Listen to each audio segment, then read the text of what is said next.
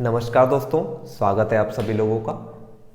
अगर आप एक पेरेंट्स हैं या स्टूडेंट हैं तो आज मैं आपको ये बताना चाहूँगा कि स्कूल्स की रीओपनिंग कब होगी।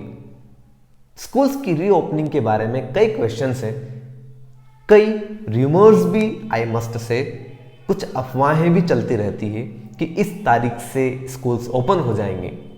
जैसे अभी कुछ जगहों पर ऐसा लिखा गया है, मुझे नहीं पता, मैंने ध्यान से उनको पढ़ा भी नहीं है, 1 सितंबर या 1 सितंबर से स्कूल्स चालू हो जाएंगे। सो बच्चों, मैं आपको सिर्फ इतना ही कहना चाहूंगा कि 1 सितंबर से स्कूल ओपन होंगे या नहीं होंगे, ये अभी हम लोग कुछ भी नहीं कह सकते जब तक कि कोई ऑथेंटिकेट न्यूज़पेपर इसको पब्लिश करे या फिर ऑथेंटिक इंफॉर्मेशंस हम तक पहुंचे। बिना उसके हम लोग आंख बंद करके किसी खबर पर विश्वास नहीं कर सकते। अभी काफी सारी exams, compartment exams, JEE, NEET की एग्जाम्स, ये सारी एग्जाम्स कंडक्ट करवाना है। उसके बाद ही स्कूल्स की रीओपनिंग के बारे में कुछ प्लानिंग होगी। मैं किसी भी खबर को गलत या सही नहीं बता रहा हूं, मैं जस्ट अपना एक ओपिनियन दे रहा हूं कि स्कूल्स की रीओपनिंग के बारे में अभी तक कोई भी ऑथेंटिकेट इंफॉर्मेशन हमारे पास नहीं है। सो अभी प्लीज इस पे चर्चा ना किया जाए। अब क्या किया जाए अगर स्कूल्स ओपन नहीं होते हैं? सो मैं आपको बता देना चाहूंगा कि स्कूल्स अगर ओपन नहीं होते हैं तब भी हम लोगों को, बच्चों को कुछ तो सिखाना पड़ेगा। कुछ स्कूल्स ने ऑनलाइन अपना एजुकेशन सिस्टम चालू कर दिया है। ऑनलाइन पढ़ाई के अपने कुछ नेगेटिव पॉइंट्स है, इससे मैं डिनाई नहीं कर रहा हूं, लेकिन इसके अलावा हमारे पास कोई ऑप्शन भी तो नहीं है। ऑनलाइन पढ़ाई में आप जितना कॉप अप कर सकते हैं, जितना आप प्रैक्टिस कर सकते हैं, उतना कीजिए। बाकी समय के हिसाब से आपका सारा काम होता रहेगा। अननेसेसरीली बेफिजूल के क्वेश्चंस कि सर कितना कोर्स आएगा, एग्जाम्स होगी या नहीं होगी, स्कूल्स कब खुलने वाले हैं, इन क्वेश्चंस में अगर उलझे रहेंगे तो हम लोग हमेशा उलझे ही रहेंगे।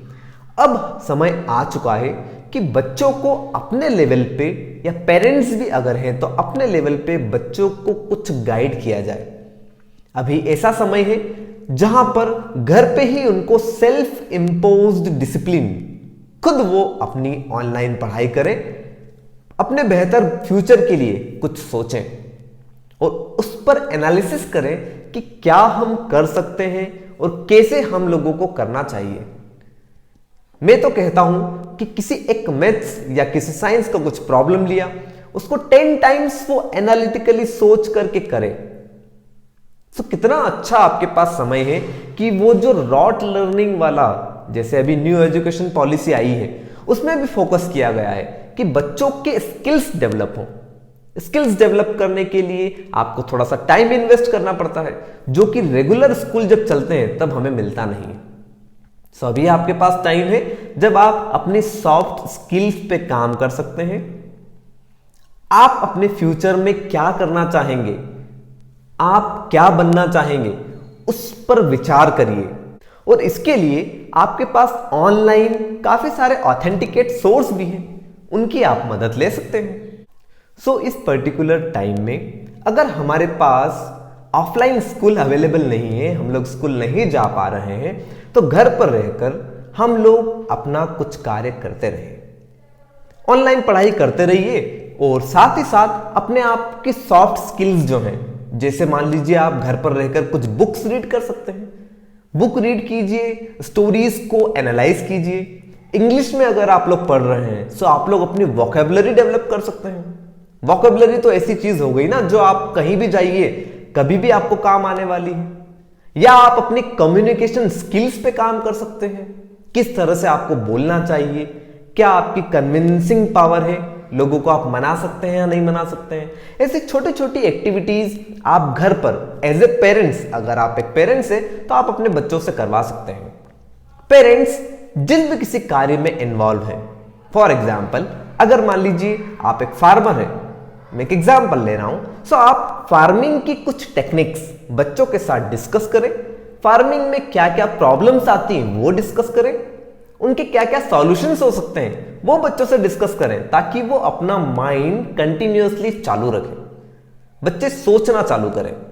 और यही हमारी न्यू एजुकेशन पॉलिसी में लिखा गया है कि बच्चा रॉट लर्निंग ना करते हुए वो सोचना चालू करे, जस्ट ही स्टार्ट्स टू थिंक।